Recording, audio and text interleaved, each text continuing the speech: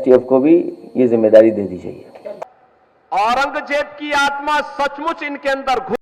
उत्तर प्रदेश में योगी आदित्यनाथ और अखिलेश यादव के बीच द्वंद्व छिड़ा हुआ है, जिसकी बानगी मेरी भी तस्वीर देख लो आप और उनकी भी तस्वीर देख लो, माफिया कौन लगे ये बता दो। मठाधीश और माफिया में कोई ज्यादा फर्क नहीं होता। आप डिक्शनरी उठा के देख लो भाई डिक्शनरी तो आपको भी उठा के देखनी पड़ेगी। इनकी प्रवृत्ति तो देखो, औरंगजेब की आत्मा सचमुच इनके अंदर घुस चुकी है। औरंगजेब की आत्मा इस कदर घुस चुकी है कि भारत की धर्म और संस्कृति के प्रतीक धर्माचार्यों को ये माफिया कहते हैं, और जो संगठित अपराध में लिप्त थे, भूमाफिया, वन माफिया, पशु माफिया या संगठित अपराध में संलिप्त माफिया को के सामने ये लोग घुटना टेक करके नाक रगड़ने का काम करते थे।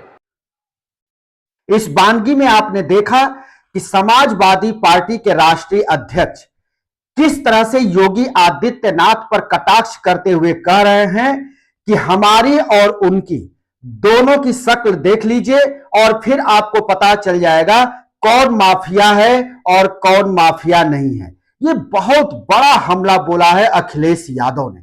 इसके तुरंत बाद अखिलेश यादव कहते हैं कि यहां पर जाति और धर्म देख करके कार्रवाई किया जा रहा है। यानी अखिलेश यादव उत्तर प्रदेश के मुख्यमंत्री योगी आदित्यनाथ को लगातार घेर रहे हैं, जिसके जवाब में योगी आदित्यनाथ ताल ठोकते हुए दिखाई दे रहे हैं कि जितने भी प्रदेश में माफिया पकड़े जाते हैं या माफियाओं पर कार्रवाई होती है या कहीं कोई भी गड़बड़ी पाई जाती है, तो जितने लोग उसमें संलिप्त पाए जाते हैं उनका कनेक्शन समाजवादी पार्टी से है। यानी योगी आदित्यनाथ का सीधा आरोप है कि प्रदेश के अंदर जो भी अपराधी हैं या जो अपराधी मारे गए वो सब समाजवादी पार्टी से उनका ताल्लुक है, वो समाजवादी पार्टी से जुड़े हुए लोग ही हैं। ये कहना है उत्तर प्रदेश के मुखिया योगी आदित्यनाथ का, और योगी आदित्यनाथ का कहना है कि ये कार्रवाई हम नहीं रोकेंगे और ये कार्रवाई चलती रहेगी। उधर अखिलेश यादव ने जो दो और आरोप लगाए हैं उसमें उन्होंने एसटीएफ का एक आरोप लगाया, दूसरा उन्होंने आरोप लगाया उत्तर प्रदेश में भेड़िए के आतंक का, और तीसरा उन्होंने मुद्दा उठाया अयोध्या में एक दलित युवती के साथ गैंग रेप का। तो हम सबसे पहले आते हैं एसटीएफ के मामले में, क्योंकि एसटीएफ को लेकर के अखिलेश यादव लगातार हमलावर हैं। अखिलेश यादव ने एसटीएफ को दो नाम पहले से दे रखा है, लेकिन आज उन्होंने एक नाम और दिया है एसटीएफ को। सबसे पहले अखिलेश यादव एसटीएफ को कहते रहे हैं ठोको फोर्स, यानी इसके बाद वो कहने लगे ठाकुर फोर्स का भी इन्होंने नाम दिया कि ये जो है ठाकुरों की फोर्स है, इसमें ठाकुरों को भर दिया गया है। तो इस तरह से अखिलेश यादव लगातार एसटीएफ को लेकर के हमलावर रहते रहे हैं। लेकिन ये क्यों, एसटीएफ उनके निशाने पर क्यों है? क्योंकि आपको पता होगा जब भी कोई एनकाउंटर होता है तो उसको जाति और धर्म के चश्मे से उत्तर प्रदेश में देखा जाता है। जिसके लिहाज से देखा जाए तो अखिलेश यादव लगातार योगी सरकार को घेरते हैं। तो इसी को लेकर के अखिलेश यादव एसटीएफ को ये तीसरा नाम इन्होंने दिया है बिकाब, यानी निर्बलों के ऊपर अत्याचार करने वाली फोर्स, जिसका उन्होंने हिंदी अर्थ समझाया और उसमें उन्होंने कहा कि बलशालियों के द्वारा बलशालियों की उद्देश्य पूर्ति के लिए जो काम करता है उसको बिकाब कहते हैं। यानी एसटीएफ को उन्होंने तीसरा नाम दे दिया है बिकाब। उसके पहले तो आप सभी को पता है कि एसटीएफ को हमेशा अखिलेश यादव यही कहते रहे सरेआम ठोको फोर्स, उसके बाद ये कभी कभी ये भी नाम देते थे स्पेशल ठाकुर फोर्स। और ये क्यों देते थे, इसके पीछे क्या है, इसको भी जान लेना जरूरी है। अखिलेश यादव ने आरोप लगाया है कि उत्तर प्रदेश में एसटीएफ के टोटल, ये आपके सामने लिस्ट भी है, मैं लिस्ट भी दिखा रहा हूं आपको स्क्रीन पर। इस लिस्ट में है कि उत्तर प्रदेश में टोटल 21 एसटीएफ अधिकारी हैं। और अखिलेश यादव का कहना है, जो आरोप है, कि एसटीएफ में जो 21 अधिकारी हैं उनमें से 19 सवर्ण हैं, यानी उच्च जाति के हैं। इसके बाद 19 तो सवर्ण हैं, लेकिन उसमें से 16 ठाकुर हैं, इसीलिए वो हमलावर हैं। उनका कहना है कि 16 ठाकुर, 1-2 ब्राह्मण, सब मिलाकर के 19, इसमें जो बड़ी जातियां, अगड़ी जातियां, वही अधिकारी हैं। सिर्फ 2, एक दलित और एक मुस्लिम, बस 2 ही ऐसे हैं जो एक मुस्लिम से वर्ग से आता है और एक दलित वर्ग से आता है, बाकी सभी सवर्ण हैं। इसीलिए वो इसका नाम दिया उन्होंने इसके पहले स्पेशल ठाकुर फोर्स।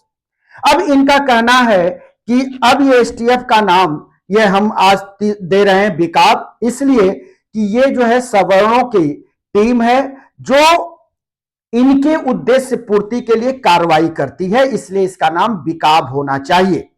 और ये सब क्यों हो रहा है, सभी को पता है कि अखिलेश यादव कितने मुखर हुए हैं जब से सुल्तानपुर में मंगेश यादव का एनकाउंटर हुआ है, जिसको लेकर के एसटीएफ ने कहा कि मंगेश यादव सुल्तानपुर के ज्वेलरी शॉप में लूट में था और वो दिन दहाड़े लूट किया, जिसके बाद पुलिस की एसटीएफ की कार्रवाई में वो मारा गया। तभी से अखिलेश यादव एसटीएफ के ऊपर और योगी आदित्यनाथ के ऊपर सवाल खड़े कर रहे हैं, हमलावर हैं। और उनका कहना है कि ये जाति और धर्म को देख करके एनकाउंटर हो रहा है। अखिलेश यादव उन दिनों काफी मुखर थे और लगातार उन्होंने कहा कि ये मंगेश यादव का फेक एनकाउंटर है। मंगेश यादव के परिवार जनों से भी अखिलेश यादव मिले थे। उसके पहले अयोध्या में एक रेप का मामला आया था, जिसमें एक दलित नाबालिग की बात की गई थी कि वो एक मजदूर की बेटी है, काम करके लौट रही थी और बेकरी मालिक नईम खान उसको अपने यहां बुलाता है और उसके साथ शारीरिक संबंध बनाता है। उसको भी लेकर के अखिलेश यादव ने कहा था कि ये तब तक इस पर कार्रवाई नहीं होनी चाहिए जब तक कि दोनों का डीएनए टेस्ट न हो जाए। अखिलेश यादव ने वहां पर भी घेरा था, लेकिन योगी सरकार ने वहां कार्रवाई की थी। नईम खान का बेकरी वाले घर को भी गिरा दिया गया था, नईम खान के कटरे को भी गिरा दिया गया था। अब एक ताजा मामला और अखिलेश यादव के हाथ लग गया है और वो ये है, अयोध्या राम जन्मभूमि की सफाई करने वाली ग्रेजुएट है वो लड़की, उसके साथ गैंग रेप का मामला आया है और उसमें 9 लोग आरोपी बनाए गए। उस पीड़िता से भी अखिलेश यादव ने लखनऊ में भेंट की, बुला करके पीड़िता से उन्होंने सारी बात सुनी। पीड़िता ने बताया कि मेरे साथ जो हैवानियत हुई है वो हैवानियत उत्तर प्रदेश के सत्ताधारी पार्टी के कार्यकर्ता हैं, यानी भारतीय जनता पार्टी से जुड़े हुए लोग हैं, जिसमें कि 9 लोगों का नाम आया है। कुछ गिरफ्तारियां हुई हैं, अब अभी बहुत गिरफ्तारियां बाकी हैं, 4 की हुई है, 5 की अभी नहीं हुई है। उसमें हिला हवाली पुलिस ने भी की। लगातार वो युवती जाती रही थाने एफआईआर कराने के लिए अपने परिजनों के साथ, लेकिन उसका एफआईआर दर्ज नहीं किया जा रहा था। उसका कहना है कि मुझको थाने से भगा दिया जा रहा था, मुझे धमकी दी जा रही थी कि तुम अगर बाज नहीं आओगी इससे, तुम अगर नहीं समझती हो तो तुम्हारे साथ और बुरा होगा। इस तरह का आरोप अखिलेश यादव ने लगाया है।